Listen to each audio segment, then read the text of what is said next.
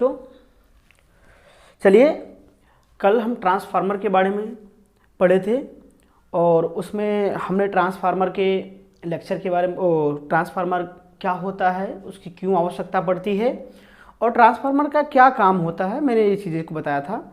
और बेसिकली मैं ट्रांसफार्मर के जो स्टेप डाउन और स्टेप अप दो प्रकार के होते थे, उसको मैंने जो मेन उनका वर्किंग था उस बेस पे मैंने बताया था। आज मैं ट्रांसफार्मर का क्लासिफिकेशन बताता हूँ, वर्गीकरण, ट्रांसफार्मर को कितने भागों में बांटा गया है, किस किस आधार पे बांटा गया है, उस पर देखते हैं। वहाँ से भी कभी कभी क्वेश्चन पुटअप किया जाता है आप लोगों के यूपीपीसीएल के एग्जाम में, ठीक है। तो चलिए देखते हैं ट्रांसफार्मर का वर्गीकरण। ट्रांसफार्मर, ठीक है, ट्रांसफार्मर का वर्गीकरण देखते हैं। तो इसको कई बेस पे बांटा गया है बेटा। अगर मैं इसको देखा जाऊं, इसको मैं देखने की कोशिश करूं अभी, तो ये कई टाइप में बांटा गया हुआ है। पहला देख लीजिए आप, पहला जो बेस दिया गया है वो है वोल्टता के आधार पर, ठीक है।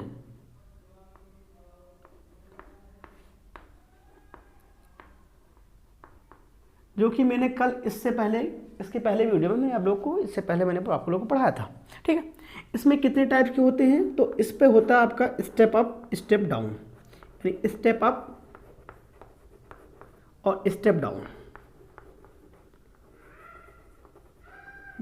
यानी इसको आप ऊंचाई बोलते हो, ऊंचाई ट्रांसफार्मर, और इसको अपचाई ट्रांसफार्मर बोलते हैं, ठीक है। ऊंचाई और अपचाई ट्रांसफार्मर बोलते हैं, ठीक है।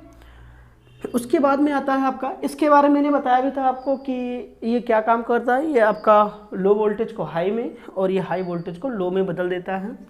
उसके बाद में आते हैं, हम बताते हैं आपको कोर के आधार पर, क्रोड के आधार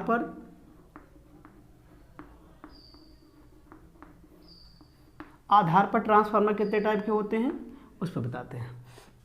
तो क्रोड के आधार पर ट्रांसफार्मर आपके होते हैं तीन प्रकार के सॉरी।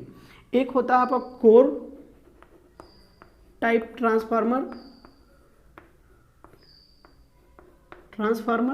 ठीक है, एक कोर टाइप का ट्रांसफार्मर होता है, और एक आपका होता है वेरी टाइप ट्रांसफार्मर,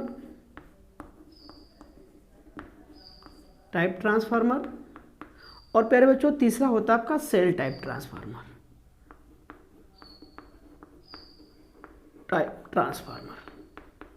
ठीक है। ये हो गए आपके बेस के क्रोड के आधार पर। इसमें क्रोड क्या होता है, क्रोड जो मेनली यूज करते हैं हम लोग EIULJC, इस टाइप के क्रोड का हम यूज करते हैं, ठीक है। इतने प्रकार की क्रोड को हम यूज करते हैं, पटलित क्रोड होती है, उन्हीं क्रोड को, किस टाइप के क्रोड को लगाकर हम इसको बनाते हैं, ठीक है। आगे देखिए, फिर आता है आपका, इसमें अगर हम बात करें तो हमारा आता है शीतलन के आधार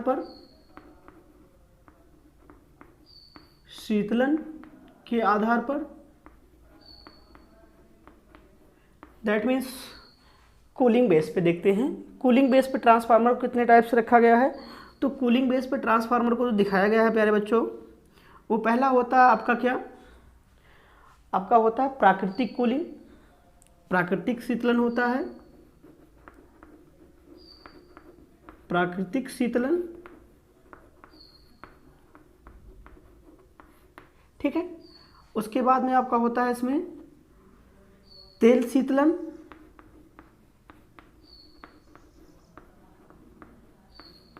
उसके बाद में आता है वायु शीतलन,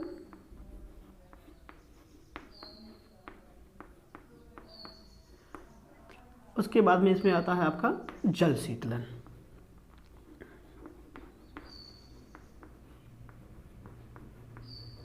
ठीक है।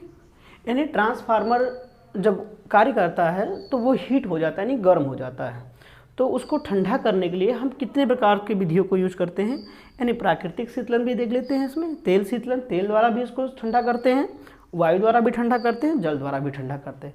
तो उस टाइप से हम ट्रांसफार्मर के प्रकाश देखते हैं, ठीक है। ट्रांसफार्मर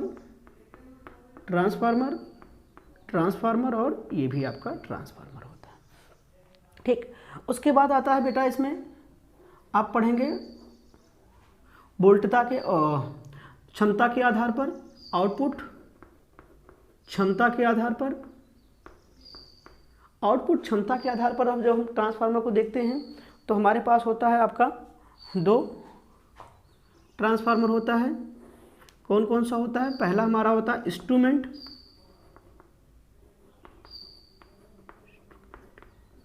ठीक है, यानी इंस्ट्रूमेंट हमारा होता है,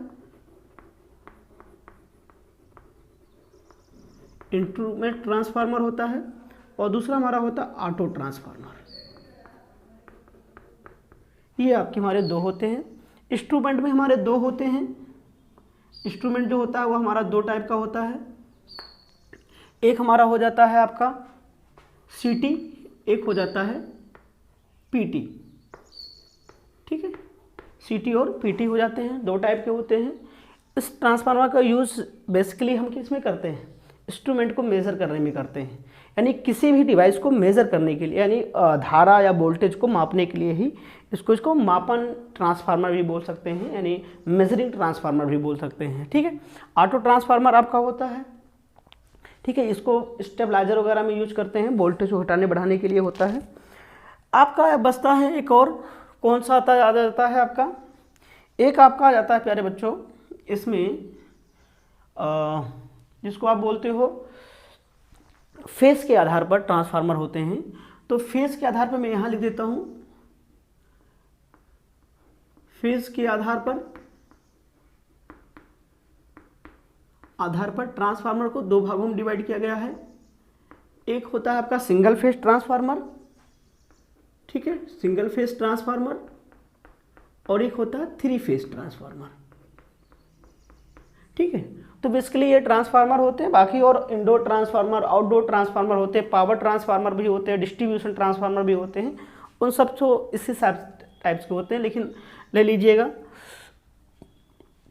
अगर देखा जाए तो ये हमारे बेसिकली ट्रांसफार्मर का क्लासिफिकेशन होता है। ट्रांसफार्मर को इतने पार्टों में हम उसको डिवाइड करते हैं अलग अलग बेस पे। मेन पर्पस सभी ट्रांसफार्मर का क्या होता है? स्टेप अप करना या फिर स्टेप डाउन करना। इन्हीं पर्पज से हम ट्रांसफार्मर का वर्गीकरण दिखाते हैं, ठीक है। चलिए हम 1 बाय 1 सबके बारे में डिस्कशन करते हैं। ये सब तो हम पढ़ चुके हैं, इनको नहीं पढ़ाना है, पिछली बार के लेक्चर में हमने इन दोनों पर चर्चा किया था आपको, ठीक है। अभी मुझे इसका EMF वगैरह का इक्वेशन डेरिवेशन भी बताना है, इसमें न्यूमेरिकल भी लगवाने हैं आपको अच्छे से। लेकिन ये देखिए इतनी सारी चीज़ें हमारी क्लियर हो जाती हैं कि ट्रांसफार्मर हमारे कितने टाइप के हो जाते हैं, ठीक है। चलो बहुत बढ़िया, समझ में आ रहा है ना आप लोग को? ठीक, ओके, नोट कर लीजिएगा।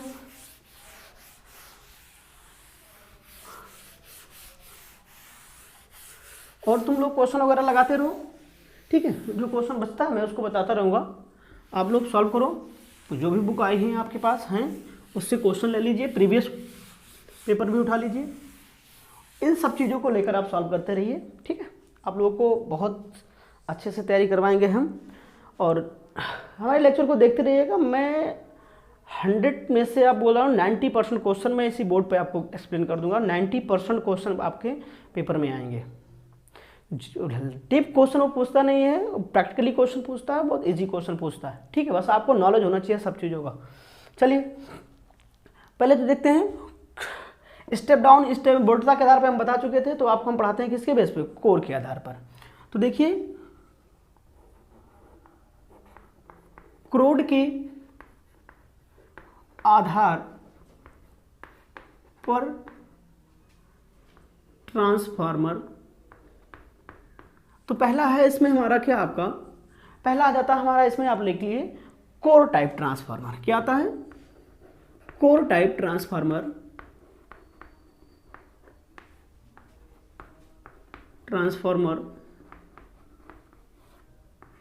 ठीक है। मैं ज़्यादा चीज़ों को नहीं एक्सप्लेन करूँगा, बस बेसिकली क्वेश्चन में बताऊँगा आपको कि क्रोड टाइप ट्रांसफार्मर जो होते हैं, कोर जो होती हैं, वो कोर जो इसमें जो कोर होती है वो कोर कैसी होती है? क्रोड टाइप के आधार पर जो कोर के प्रकार होते हैं, वो कोर के प्रकार जो होते हैं वो कोर आपके होते हैं 3 प्रकार के। तो जैसे आप कोर पढ़ते हो ना, कोर प्रकार के, तो एक होता है आपका sorry E I L U J और C, इतनी टाइप की हमारी कोर होती हैं। उन कोर पे देखिए जो कोर टाइप का ट्रांसफार्मर होता है उसमें किस टाइप का कोर हम यूज करते हैं, ठीक है। तो कोर टाइप की ट्रांसफार्मर की हम चर्चा करते थे, ठीक है। तो इसमें एल टाइप का कोर जो है हम यूज करते हैं। कोर का प्रकार जो होगा इसमें कोर होगी एल टाइप, ठीक है। एल टाइप कोर होता है आपका। इसमें अगर इसको हम इसका फिगर बनाने की कोशिश करें क्रोड का, तो फिगर क्रोड का ऐसे ही बन के आता है, ठीक, कुछ ऐसे ही टाइप का होता है।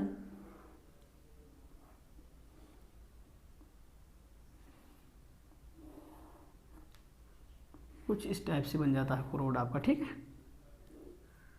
ज़्यादा नहीं बनाएंगे, थोड़ा थोड़ा बना देंगे, छोटा छोटा सा। तो ये देखिए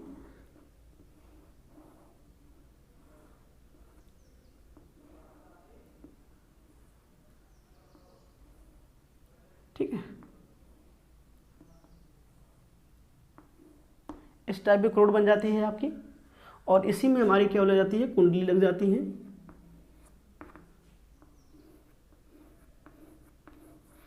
ये हमारी हो जाती है, यानी जो इसमें क्रोड दिखाया गया है वो इस टाइप से एल ले लिया जाता है। एक इधर से एल ले लेंगे तो इसका उल्टा इधर से एल ले लेते हैं। देखिए एक एल यहाँ से लिया गया है तो एक एल हम ऐसे ले लेते हैं। तो इस टाइप से कोर को लगा देते हैं। और जितनी भी कोर होती है वो पटलित होती हैं, ठीक है। तो इस टाइप के कोर जो लगते हैं आपके वो कोर टाइप ट्रांसफार्मर कहलाते हैं। और कोर टाइप ट्रांसफार्मर की जो चर्चा कर रहे हैं इस पे देख लीजिए। अगर ये पूछा जाए, बाकी आपका बचता है बेरी टाइप का और सेल टाइप का ट्रांसफार्मर। तो सेल टाइप का ट्रांसफार्मर देखिए, सेल टाइप ट्रांसफार्मर इस पर देखिए क्या होता है, किस टाइप का कोर होता है। तो इसमें कोर कुछ नहीं होता है, इसमें आई या ई टाइप का लेते हैं। इसमें ई व आई टाइप का क्रोड लेते हैं, क्रोड। अच्छा, जितनी भी क्रोड होती है वो पटलित होती हैं, यानी लेमिनेटेड होती हैं, ठीक है। जितनी भी क्रोड होती है वो लेमिनेटेड होती हैं या पटलित उसको आप बोल सकते हो। यानी उन पर एक इंसुलेट का कोई लेप लगा दिया जाता है जिससे उनका कांटेक्ट ना होने पाए, यानी शॉर्ट सर्किट ना होने पाए, इसलिए उनको लगाते हैं। तो ई और आई टाइप का होता है सेल टाइप में लगाते हैं। एल आपका होता है किसमें, कोर टाइप में होता है। अगर इसकी संरचना की बात करें तो कहीं कुछ मेरे ख्याल से ऐसे ही कोई संरचना बनती है। यहाँ पर वाइंडिंग दिखाई जाएगी आपकी और कुछ वाइंडिंग आपकी ऐसे दिखाई दी जाती है। इधर से आपका, ठीक है, सेकेंडरी वोल्टेज हो जाता है आपका। और यहाँ से अगर निकाल लेते हैं तो हमारा ये प्राइमरी वोल्टेज हो जाता है, ये प्राइमरी वोल्टेज हो जाएगा। और कुछ ऐसे ही आयताकार का बॉक्स बना देते हैं और यूँ आपका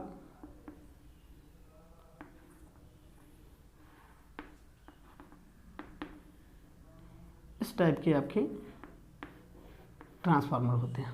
देखिए इसमें भी आपको लग रहा होगा कि ये तो सिंगल कॉइल है। सिंगल कॉइल नहीं होती है, ये अलग अलग कॉइलें होती हैं आपकी, लगी होती हैं अलग अलग दोनों कॉइल है। ये ऑटो ट्रांसफार्मर नहीं है। ऑटो ट्रांसफार्मर में दोनों कॉइल एक होती है, यहाँ पर स्टेप लगा होता है, स्टेप स्विच लगा होता है जिसको थ्रो वो कराते हैं, वो होता है, ठीक है। बस इस टाइप से होता है कोर टाइप का transformer, sorry shell type transformer होता है, ठीक है। अब अगला देख लीजिए आपका बेरी टाइप का ट्रांसफार्मर। बेरी टाइप ट्रांसफार्मर इसमें क्या होता है बेसिकली, आपको देखिए इसमें जो कोर लगी होती है वो बेरी प्रकार की होती है, यानी वो कोर जो होती है अलग अलग प्रकार की हो जाती है, ठीक है। बेरी नाम दिया गया है, ये अलग अलग प्रकार की हो जाती है कोर। कुछ टाइप इसका फिगर ऐसे बनता है कि इसके अंदर एक सिलेंड्रिकल कॉइल लगी होती है, ठीक है। और ऐसे कोर निकली होती है, इसमें इस टाइप से कोर निकली होती है, ऐसे कोर निकली होंगी। मैं एग्जैक्टली फिगर नहीं बना पा रहा हूँ उसका, आप लोग देखने की कोशिश कीजिएगा, ठीक है। ऐसे टाइप का होता है बेसिकली, ये इधर कोर निकली होती है, ठीक है। और दोनों वाइंडिंग एक दूसरे नहीं, एक वाइंडिंग कर देते हैं उसके ऊपर दूसरी वाइंडिंग की जाती है। तो इस टाइप से आपका निकलता है कोर टाइप का। अब इम्पॉर्टेंट क्वेश्चन इसमें ये बनता है कि अगर मैं एक क्वेश्चन दूँ, निम्न में किस ट्रांसफार्मर की जो है क्षमता अधिक होती है, किस ट्रांसफार्मर की क्षमता अधिक होती है, अधिक होती है। तो देखिए अगर हम ऑप्शन लेते हैं कोर टाइप, दूसरा होता है हमारा वेरी टाइप, तीसरा आप ले लीजिए सेल टाइप, टाइप और फोर्थ हो गया कोई नहीं, सभी। ठीक है, ये हमारे ऑप्शन हो गए। बात समझ में आ रही ना। तो अगर ये हो जाता है आपका तो फिर क्या कहेंगे आप इसमें कि हमारा जो आपका वेरी टाइप का होता है ना, उसकी क्षमता सबसे ज़्यादा होती है इस ट्रांसफार्मर की। ठीक, तो आप इसको अगर इस टाइप से क्वेश्चन आते हैं तो देखते हैं कि वेरी टाइप का होता है, इसमें इसकी इफिशियंसी यानी क्षमता देखी जाए तो सबसे अच्छी आती है इन तीनों की अपेक्षा। ठीक है, इसलिए इसका हम करते हैं। चलिए अब आते हैं फेस ट्रांसफार्मर पर। फेस ट्रांसफार्मर में क्या होता है, कैसे क्या क्या होता है, सारी चीज़ों के एक एक करके हम एक्सप्लेन कर देते हैं। ज़्यादा यहाँ से क्वेश्चंस नहीं आते हैं, लेकिन एक व्यू दे रहे हैं आपको, कर दें। उसके बाद जहाँ से क्वेश्चन आते हैं मैं इसके बताऊंगा। ट्रांसफार्मर की सुरक्षा युक्तियों से क्वेश्चंस आते हैं। ठीक है, यानी जिसको आप बोलते हो कंजर्वेटर हो गया आपका, बकूल्स रिले हो जाते हैं, यहाँ सबसे क्वेश्चन पुट अप करते हैं, तो मैं उसको भी एक्सप्लेन करने वाला हूँ अभी इसी समय। ठीक, चलो बहुत बढ़िया। फेज के आधार पर, फेज के आधार पर ट्रांसफार्मर, ठीक है, फेज के आधार पर ट्रांसफार्मर को मैंने बताया क्या होता है। पहला सिंगल फेज होता है, ये 5 से फेज दिखाया जाता है, सिंगल फेज ट्रांसफार्मर। ठीक है, सिंगल फेज ट्रांसफार्मर में क्या होती है, पहली चीज़ इसमें कि ये एसी सप्लाई पर कार्य करता है, ये सिंगल फेज एसी सप्लाई पर कार्य करता है। पहला पॉइंट ये हो गया, ये सिंगल फेज एसी सप्लाई पर कार्य करता है। ठीक है, यानी इसमें सिंगल फेज सप्लाई आपको दी जाएगी। ठीक, बात समझ में आ रही, नहीं आ रही है समझ में अगर, ठीक है। और ये प्रायः कितने वोल्टेज तक काम करता है, तो दूसरा हो गया प्रायः, अगर आप देखें अप्रोक्सीमेट 250 वोल्ट तक कार्य करता है। ठीक है, कार्य करता है, इसकी बात करते हैं। फिर आगे देखिए क्या होता है इसमें, अगर इसका उपयोग देखें कहाँ करते हैं, तो घरेलू करते हैं। उपयोग देख लीजिए, इसका उपयोग इसका घरेलू उपकरणों में, जैसे आप टीवी हो गया, इन्वर्टर हो गया, ठीक है, आदि इन सब चीज़ों में सिंगल फेज सप्लाई का, मोटर वगैरह जो होते हैं वो सिंगल फेज का उपयोग हम लोग करते हैं। ठीक है, अच्छा, जो सिंगल फेज ट्रांसफार्मर होता है वो एक्चुअली में वेरी ट्रांसफार्मर होता है। ठीक है, ये वेरी इंपॉर्टेंट पॉइंट है आपका। जो सिंगल फेज ट्रांसफार्मर होगा वो मुख्यतः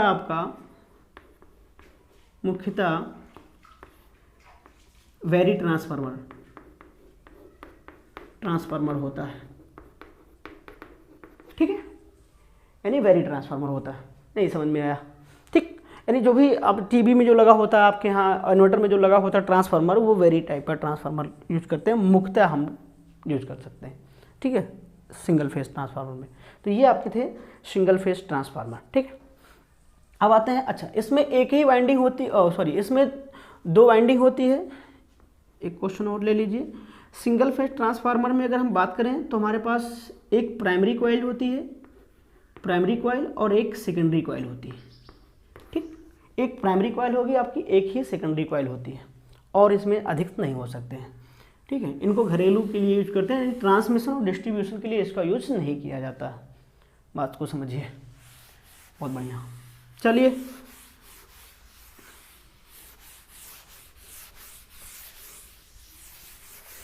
ये यार हैंकी से सही सफा होता ना, डेस्टर है लेकिन उससे सफा नहीं होता है, हैंकी सही सफा होता। अब आ जाइए हम लोग 3 फेज ट्रांसफार्मर पर चर्चा कर लेते हैं थोड़ा सा। 3 फेज ट्रांसफार्मर, ठीक है। थ्री फेज ट्रांसफार्मर में क्या होता है आपका कि पहली चीज़ तो ये जान लीजिए कि थ्री फेज ट्रांसफार्मर में जो होता है वो 3 प्राइमरी कॉइल होती है और 3 ही आपकी सेकेंडरी कॉइल होती है, ठीक है। यानी 3 आपकी प्राथमिक कुंडली होंगी और 3 आपकी द्वितीयक कुंडली होती है, ठीक। ये हमारा होता है इसमें। और इसका यूज जो करते हैं ये आपका जो प्रकार होता है इसका, अगर हम प्रकार की बात करें, ये कोर टाइप का होता है कि बैरी टाइप का होता है कि सेल टाइप का। तो थ्री फेज ट्रांसफार्मर जो होता है, थ्री फेज ट्रांसफार्मर जो होगा वो मुख्यतः आपका क्या होता है, सेल टाइप ट्रांसफार्मर होता है, सेल टाइप ट्रांसफार्मर होता है, ठीक, सेल टाइप ट्रांसफार्मर होता है। और इसका उपयोग कहाँ करते हैं, इसका उपयोग बेटा हम करते हैं, इसका उपयोग ट्रांसमिशन यानी उत्पादन केंद्र व डिस्ट्रीब्यूशन के लिए करते हैं, ठीक है।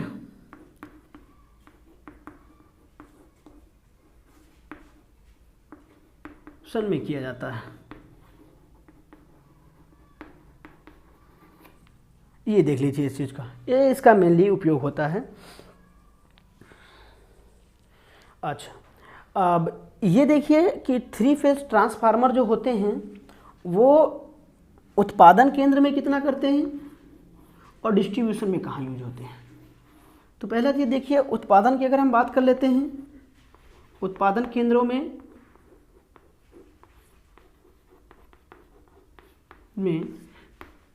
11 किलो वोल्ट की जो सप्लाई होती है उसको स्टेप अप करने के लिए करते हैं। 11 किलो वोल्ट को 66 किलो वोल्ट, ठीक है, 11 kilo volt, sorry kilo volt, 220 kilo volt, ठीक है, ऐसे करते हुए 440 किलो वोल्ट तक को स्टेप अप करते हैं, स्टेप अप करने के लिए करते हैं, के लिए किया जाता है, ठीक है।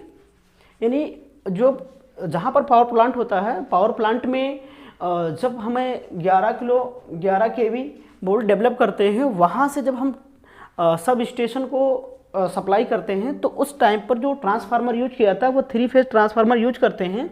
और वो 11 किलो वोल्ट को 66 किलो वोल्ट, 100, 200, 220, 400 तक हम इसको क्या करते हैं, स्टेप अप करके भेजते हैं सब स्टेशनों को, ठीक है। जिससे क्या हो कि उसमें लॉसेस कम हो, उसको भेजने में लॉसेस कम हो, वोल्टेज हाई होगा।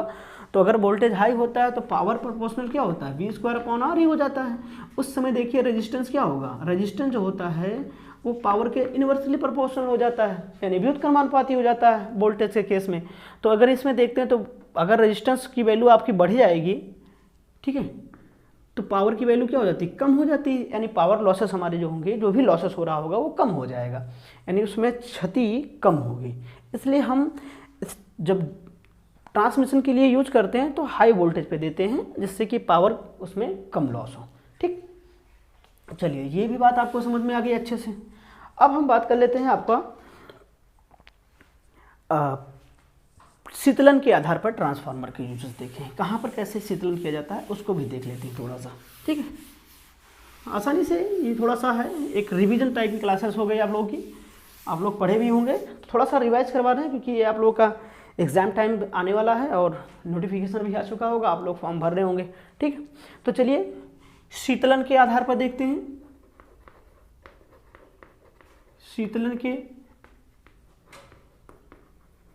आधार पर ट्रांसफार्मर को देखते हैं, यानी type of transformer based on cooling, ठीक है। उसके बेस पे देखते हैं क्या होता है। तो पहला इसमें देख लेते हैं प्राकृतिक शीतलन, प्राकृतिक शीतलन प्रकार का ट्रांसफार्मर। अच्छा, इसमें क्या होता है प्राकृतिक शीतलन, प्राकृतिक शीतलन का मतलब ये हो गया कि जो भी चीज़ें होती होंगी उसको हम दिखा देते हैं। प्राकृतिक शीतलन मतलब अपने आप ठंडा होना। इसमें बेसिकली जैसे कोई चीज़ हम रख देते हैं अपने आप ठंडा हो जाता हो, ठीक है, यानी अपने आप वायु से या किसी भी चीज़ से लेकर ठंडा हो जाता हो। जैसे अभी आप देखिए हमारे जो ऑटो ट्रांसफार्मर लगे होते हैं या टीवी में जो ट्रांसफार्मर लगे होते हैं, जो छोटे छोटे डिवाइसेस में ट्रांसफार्मर लगे होते हैं, उनको कोई चीज़ करने की ज़रूरत नहीं पड़ती, वो अपने आप क्या होते हैं, वो ठंडे हो जाते हैं। तो ये जो होते हैं लगभग, नहीं समझ में आ रहा, 11 किलो वोल्ट तक के ट्रांसफार्मर एसी को किया जा सकता है, ठीक है। यानी अधिकतम अगर बात की जाए तो मेरे ख्याल से 220, इसमें हम 220 किलो वोल्ट तक के ट्रांसफार्मर को प्राकृतिक द्वारा शीतलन देते हैं, ठीक, तो ठंडा किया जाता है। अगला देख लेते हैं आपका तेल शीतलन की बात करता हूँ। तेल शीतलन, तेल शीतलन में क्या होता है बेटा कि ये जो भी टैंक होता है हमारा ट्रांसफार्मर का, ये टैंक हो गया, ठीक है। इस टैंक में हमारी जो भी कॉइल लगी होंगी, जो भी हमारी कॉइल लगी होती हैं, ठीक है, और ये हमारा क्रोड होता है, ऐसे मान लीजिए क्रोड हो गया हमारा। तो टोटल टैंक और हमारी कॉइल जो होती है वो ट्रांसफार्मर में ऑयल से पूरा डूबी होती है, पूरे एयर में डूबी होती हैं, और यहाँ से हमारी कुछ पाइपें लगी होती हैं ऐसे करके, ठीक है, ऐसे हमारी कुछ पाइपें लगी होती हैं, ठीक, ये पाइपें लगी होती हैं हमारी, कूलिंग पाइप होती हैं, ठीक है, ये ऐसे पाइप लगी होती है। अब देखिए होता क्या है कि जब ये ऑयल हीट होता है, जब इसमें सप्लाई होती है, तो इसके रेजिस्टेंस के थ्रू, कुंडली के रेजिस्टेंस के कारण ये कुंडली अपने आप में हीट होती है, यानी गर्म हो जाती है। तो जब गर्म हो जाती है और आपका जो कोर होता है उसमें हिस्टेरेसिस लॉसेस हो जाती हैं, क्षति होती है, उसके कारण आपके क्रोड भी क्या हो जाती है, गर्म हो जाती है। उनको ठंडा करने के लिए हम इसमें तेल भरे हुए हैं, ठीक है, ट्रांसफार्मर ऑयल होता है। ये ऑयल क्या करता है कि जब ये भरा हुआ तो इसमें से ऑयल यहाँ से सब में फिल हो जाते रहते हैं, ठीक है। एक्चुअली में ये टैंक में लेवल इसका ऊपर ही रखते हैं, इस पाइप से ऊपर ही लेवल होता है जिससे कि इसमें ऑयल फिल हो सके। अगर इसके नीचे कर देंगे तो इसमें ऑयल नहीं जा पाएगा, इसलिए इसके पूरा का पूरा पाइप जो होता है, पाइप से ऊपर थोड़ा सा हम ऑयल फिल करते हैं जिससे कि इसमें भी ऑयल की सप्लाई होते रहे। और ये जो पाइप होती है एटमॉस्फेयर से, वातावरण से क्या होते हैं, अपने आप में ठंडा होते रहते हैं, और ठंडा होकर जो करते हैं वो इसके अंदर की गर्मी को क्या करते हैं, बाहर करते रहते हैं। इस प्रकार से हम इसको ट्रांसफार्मर को ठंडा कर लेते हैं। तो जो तेल शोधन होता है वो दो प्रकार का होता है, एक होता है प्राकृतिक शीतलन से होता है, प्राकृतिक, ये प्राकृतिक से हो रहा है, और एक होता है ऑयल ब्लास्ट से होता है, ठीक है। ऑयल ब्लास्ट में क्या करते हैं हम कि इसमें कुछ ऑयल को इंट्रोड्यूस करा कर ठंडा करा देते हैं, ठीक। तो ये आपका हो गया प्राकृतिक तेल शीतलन, प्राकृतिक तेल शीतलन, ये प्राकृतिक तेल शीतलन हो रहा है यहाँ पर, ठीक है। और एक होता है ऑयल ब्लास्ट,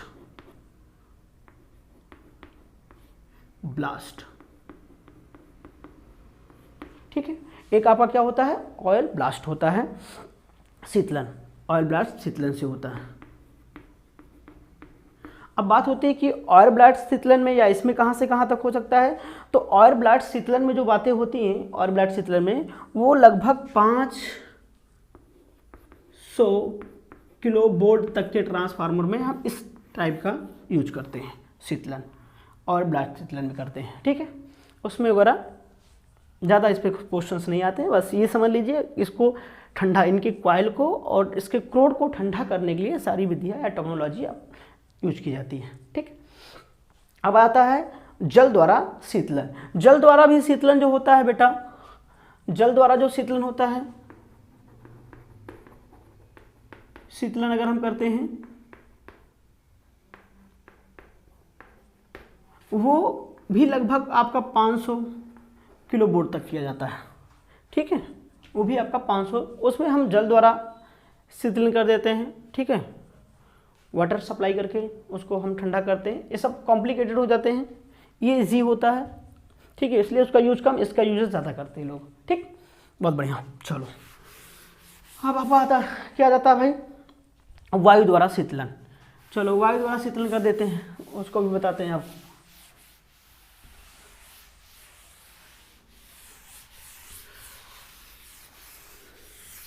समझ में आ रहा भैया? क्यों बेटा, क्लियर हो रहा ना? अभी बहुत बस ये एक थ्योरी बेस पे है ना, ये थ्योरी बेस पे, थोड़ा टेक्निकल आने दो इसमें।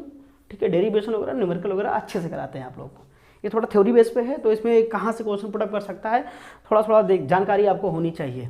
तो देखिए वायु शीतलन होता है इसमें, वायु शीतलन। उसमें क्या होता है बेटा, इसमें एक टैंक होता है। ठीक है, इसमें हम वायु अंदर से एंट्री कराते हैं, इधर से वायु निकलने के लिए चांसेस होते हैं। ठीक है, तो जो यहाँ से ठंडी वायु जाएगी, ये आपका यहाँ पर आपका कॉइल वगैरह लगी होंगी। ठीक है, ये कॉइल लगी होंगी आपकी, और ये आपका क्रोड वगैरह लगा होता है। ठीक है, ये यहाँ से ठंडी वायु हम पास कराते हैं और इस साइड से आपकी वायु निकल जाती है। तो जिससे कि यहाँ से ठंडी वायु जाएगी तो इसको ठंड करेगा, हीट वायु इधर से निकल जाती है। ये लो बेसिकली आप लोग जानते हैं, कोई खास चीज़ इसमें नहीं है। ये मुख्यतः इस टाइप का शीतलन हम कहाँ देखने को मिलता है, यानी सब स्टेशन पे हमको मिलता है। कहाँ पर मिलता है? सब स्टेशन पर। सब स्टेशन पर हमको जो ट्रांसफार्मर को शीतलन करते वो वायु द्वारा ही कराई जाती है मुख्यतः आपकी। ठीक है, तो ये आप क्वेश्चन को भी पूछ सकता है कि सब स्टेशन पर लगे ट्रांसफार्मर को मुख्यतः शीतलन करते हैं, किसके द्वारा करते हैं? तो वायु के द्वारा। ये क्वेश्चन आपको दे सकते हैं। ठीक है, अब हम आते हैं आपका क्षमता के आधार पर ट्रांसफार्मर के बारे में पढ़ा देते हैं थोड़ा सा लाइट वे में। ठीक है, कि क्या होते हैं। चलो क्षमता के आधार पर, क्षमता के आधार पर तो हमने कितने बताया था, ट्रांसफार्मर कितने होते हैं क्षमता के आधार पर? तो हमने बताया था 2 होते हैं। एक आपका होता है ऑटो ट्रांसफार्मर, ठीक है, और एक होता है इंस्ट्रूमेंट ट्रांसफार्मर, इंस्ट्रूमेंट ट्रांसफार्मर। ठीक है, तो इंस्ट्रूमेंट ट्रांसफार्मर, ऑटो ट्रांसफार्मर क्या होता है, इस पर चर्चा कर लेते हैं थोड़ा सा। ऑटो ट्रांसफार्मर जो होता है बेटा, पहली चीज हो गया इसका कार्य सिद्धांत क्या होता है। ऑटो ट्रांसफार्मर में केवल एक कुंडली लगी होती है, सिंगल कुंडली होती है, यानी जो कॉइल होती है हमारी सिंगल होती है। ठीक है, इस टाइप का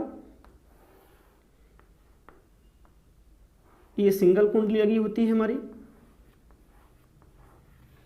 ठीक है, और यहाँ पर स्टेप स्विच लगा होता है। जब स्टेबलाइजर में देखते हो, जब आप ऐसे ऐसे करते हो, ठीक है, वो स्टेप स्विच होती है, यानी वो आपका कॉइल की संख्या को क्या करता है, इंक्रीज और डिक्रीज कर देता है। तो ये सिंगल कॉइल लगी होती है, पहली चीज होगी। इसमें एक कॉइल लगी होती है, एक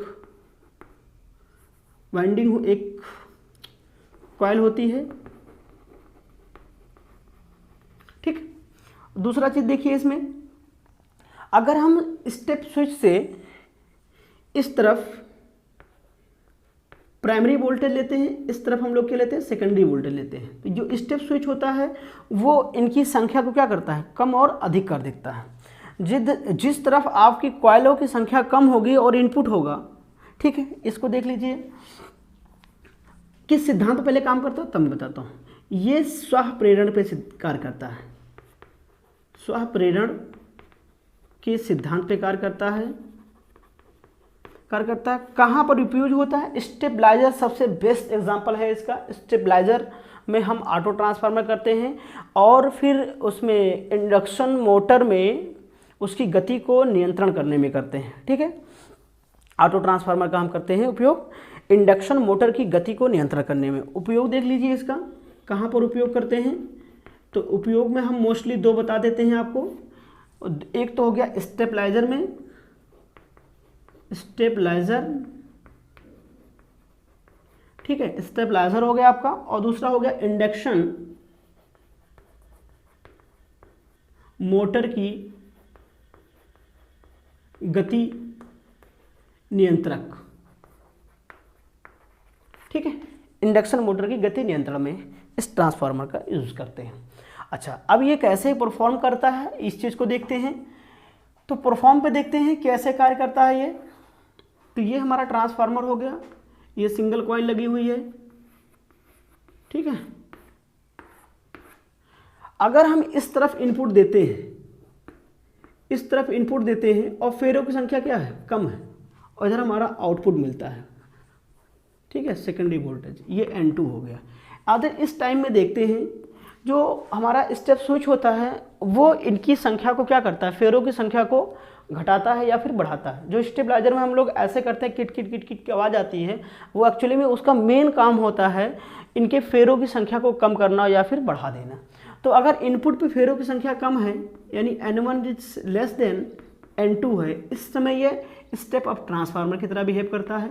यानी उस समय जब आप फेरों की संख्या को, सेकेंडरी कॉइल के फेरों की संख्या को आप बढ़ाते हो जब, तो स्टेबलाइजर वोल्टेज को क्या करता है, बढ़ा देता है, ठीक है। और जब आपका N2 की N1 is greater than N2 हो जाता है तब वोल्टेज कम करता है, यानी डाउन कर देता है। तो ये बेसिकली आपके ऑटो ट्रांसफार्मर होते हैं, ठीक है। ज़्यादा कुछ इसमें नहीं है, जहाँ से क्वेश्चन पुटअप करता है मैं उन चीज़ों पे डिस्कशन कर दे रहा हूँ। ये इस पर मेन, इसमें सिंगल कॉइल लगी होती है, स्वास्थ्य प्रेरणा के सिद्धांत पे कार्य करता है। उपयोग कहाँ करते हैं, स्टेबलाइजर और इंडक्शन मोटर की गति को कम करने के लिए। मुख्यतः 2 उपयोग मैंने लिखाया है। और ये आपका बन जाता है, स्टेप अप भी करते हैं इससे, स्टेप डाउन भी करते हैं। स्टेप अप कब होता है, जब सेकेंडरी कॉइल की संख्या को हम बढ़ाते हैं, ठीक है, स्टेप स्विच से, और जब सेकेंडरी कॉइल की संख्या को कम करते हैं स्टेप स्विच से तो वो डाउन कर देता है वोल्टेज को। That is the main work of auto transformer. Okay, अब आता है आपका इंस्ट्रूमेंट, आया समझ में, ठीक है, बहुत बढ़िया।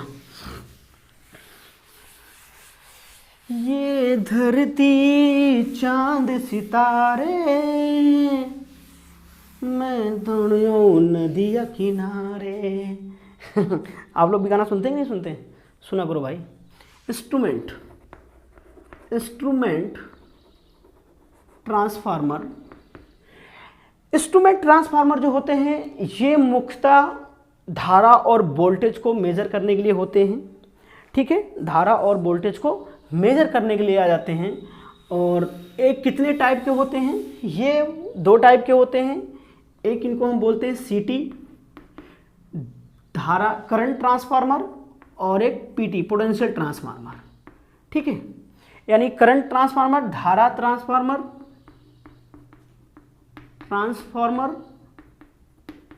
और एक होता है आपका पोटेंशियल विभव ट्रांसफार्मर,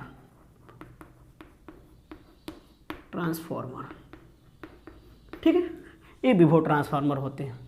इनका काम क्या होता है, धारा को मापना, धारा का मापन करता है ये, ठीक। ये क्या करता है, विभव का यानी वोल्टेज का मापन करता है, विभव अंतर का मापन करता है। ये मेन पर्पज होता है, ठीक है।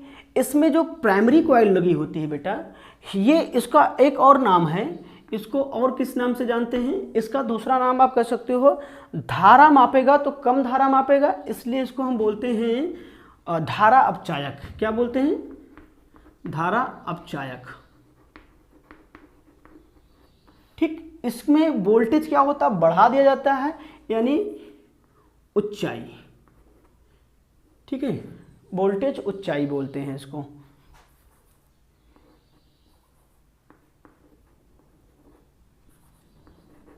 वोल्टेज ऊंचाई, यानी जब इसकी संरचना हम बनाएंगे, आपको दिखाएंगे, तो इसका नाम से लिए CT, धारा ट्रांसफार्मर, इसको धारा अपचायक भी कहते हैं। ये धारा को कम करता है, धारा को कम करता है, इसका मतलब किसको बढ़ा रहा होगा, वोल्टेज को बढ़ा रहा होगा।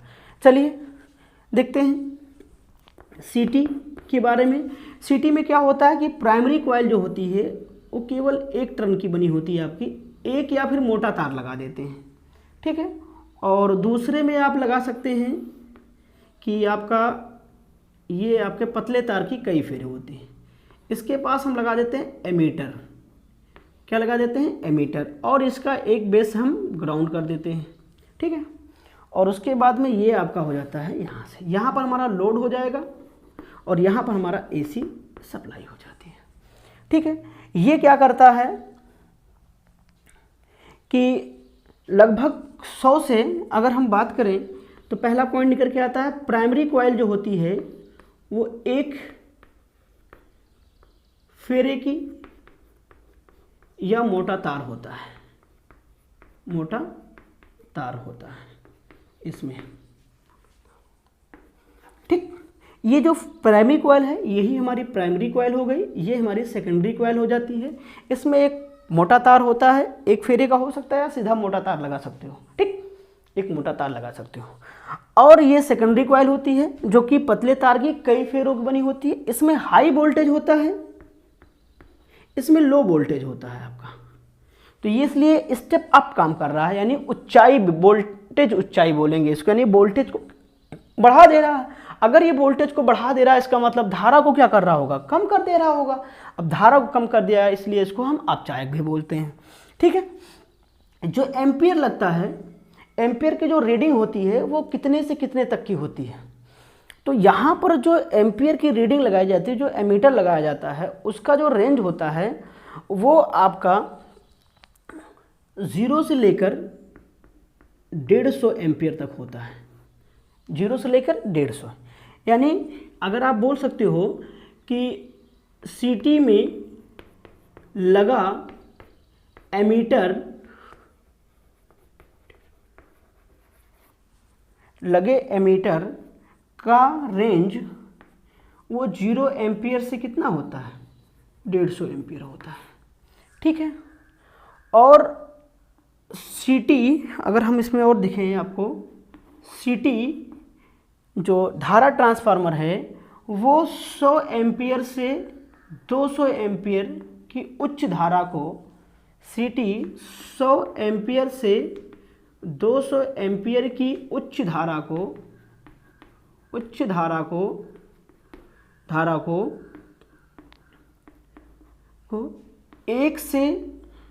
1 एम्पियर से 2 एम्पियर में बदल देता है। ठीक है, 1 एम्पियर से 2 एम्पियर, यानी यहाँ से ये इतना मिलेगा तो यहाँ पर हमको करंट कितनी मिलने वाली है, 1 से 2 एम्पियर मिलने वाली है। ये मेन काम होता है। ठीक है, ये इसका हमारा सीटी का मेन काम हो गया भाई। और जो एमीटर लगा होता है वो कितना मेजर करता है, 0 से 5 एम्पियर तक। एमीटर, सीटी में लगा एमीटर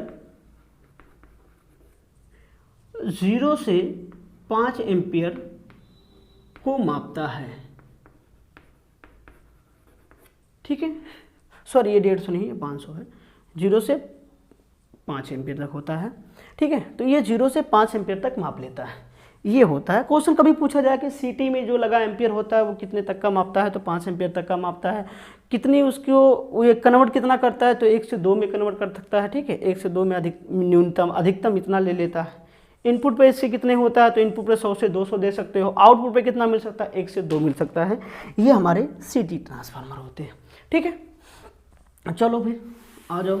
अच्छा, ये हमारा हो गया टोटल क्या, आपका धारा ट्रांसफार्मर। अब देखते हैं आपका थोड़ा सा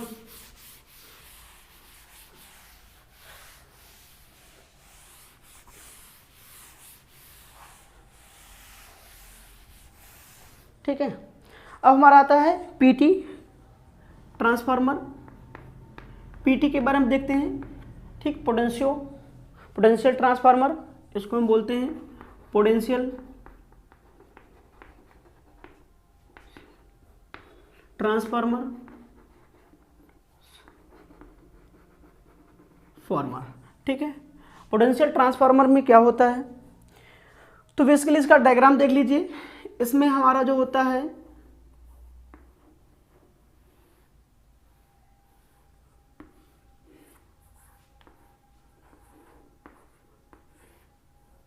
ये हमारा कॉइल हो गई,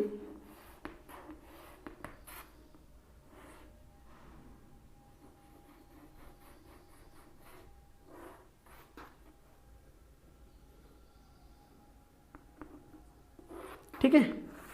ये देख लीजिए, इसमें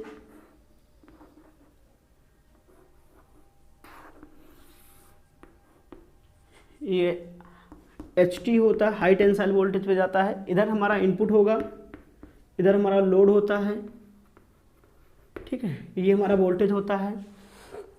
इसकी हम चर्चा कर लेते हैं। तो पहली चीज़ जानिए, ये क्या करता है हमारा, ये हाई वोल्टेज को किस में कन्वर्ट कर रहा है, लो वोल्टेज में कर रहा है, यानी हाई टू लो, यानी ये अपचाई में होता है। सबसे सीधी बात, अगर पूछा जाए पीटी कैसा परफॉर्म करता है, तो स्टेप डाउन की स्टेप अप। तो पीटी जो हमारा होता है, इसमें देखिए पहले जो सेकेंडरी कॉइल होती है, प्राइमरी कॉइल